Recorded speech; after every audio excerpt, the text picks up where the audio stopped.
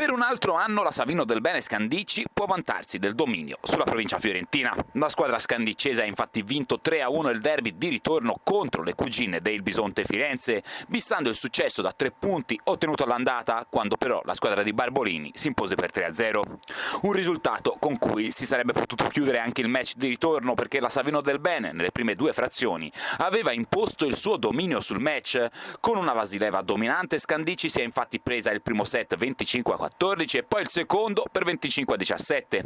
Nella terza frazione ecco la reazione bisontina, che risponde ad un primo vantaggio della Savino del Bene, arrivata in vantaggio sul 12-9, e ribalta il risultato in proprio favore, balzando sul 15-19.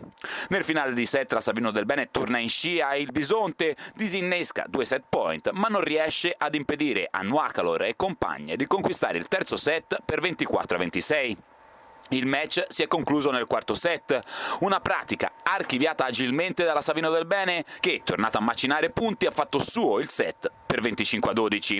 A fine gara sono così 3 punti per una Savino del Bene che, guidata dalla MVP Vasileva, è tornata ad un successo che in campionato mancava dal 20 gennaio 2021. Nel weekend la Savino del Bene farà visita a Cuneo. Firenze invece dovrà attendere il 21 febbraio, quando tornerà in campo in casa di Trentino. Belli, sicuramente dopo una vittoria di 3 punti le emozioni sono belli, ma non vuol dire che bisogna smettere di lavorare, anzi bisogna continuare questo che abbiamo fatto nelle ultime partite e andare avanti giocando sempre bene così.